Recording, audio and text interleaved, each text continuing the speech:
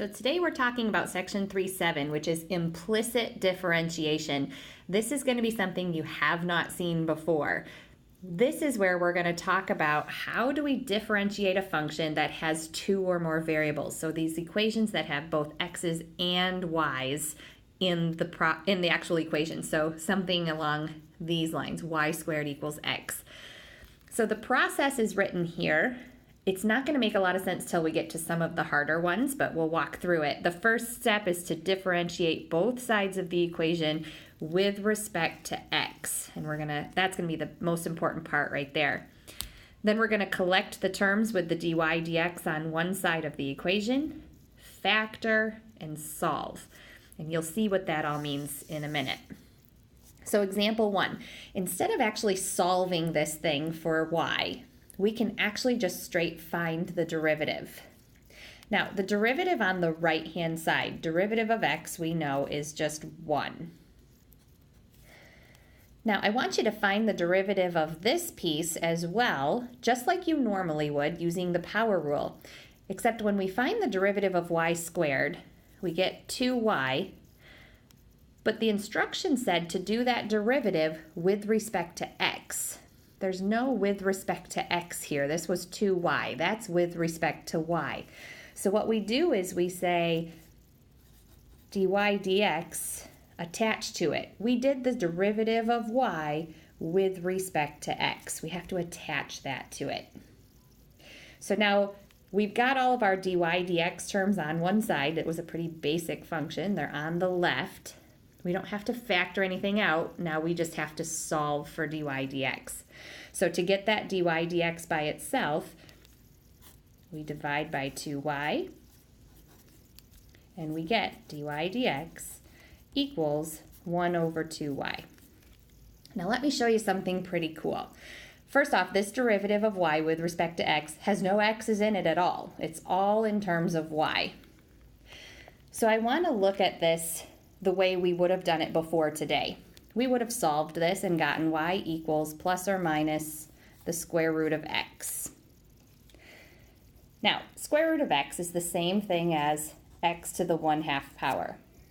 And when we do the derivative of x to the 1/2 power, we did this earlier in another lesson, 1/2 x to the negative 1/2, which equals 1 over 2 square roots of x.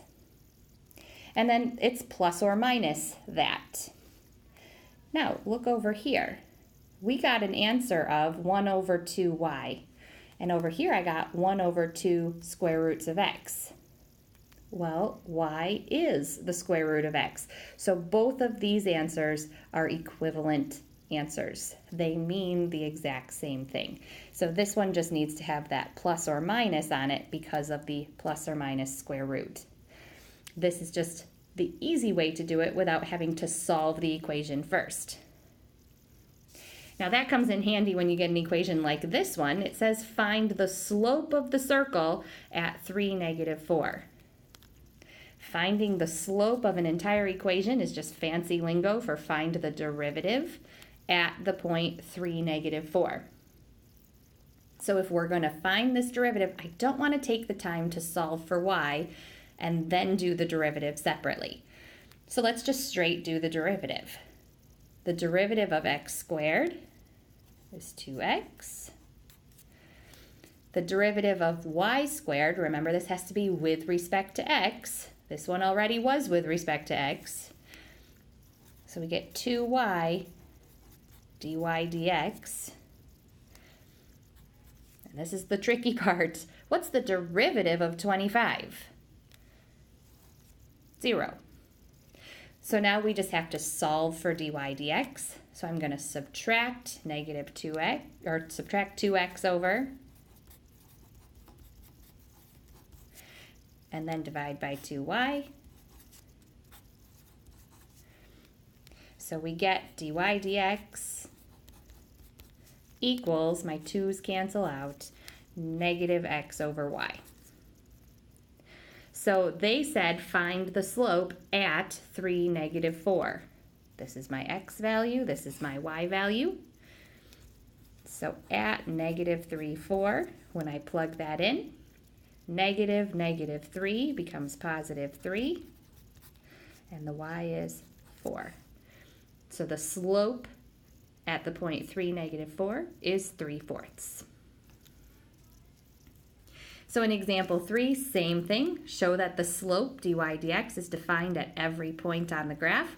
I want you to first just write the derivative of all three terms. All right, so derivative of 2y is 2 dy dx. We need that with respect to x, plus 2x plus cosine of y dy dx. Now, step 2 up here told us to collect those terms on one side of an equation. So notice I've got dy dx is over here and over here. So I want to move this dy dx term over to the left. So I end up with 2 dy dx minus cosine y dy dx equals 2x. And then step 3 said factor out the dy dx. So I'm going to take dy dx out, which means I'm left with 2 minus cosine of y. And now step 4, solve for dy dx. So divide by 2 minus cosine y, sorry.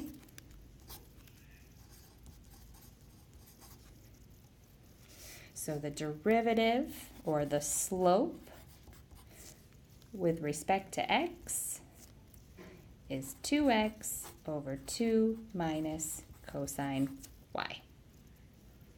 Ta-da!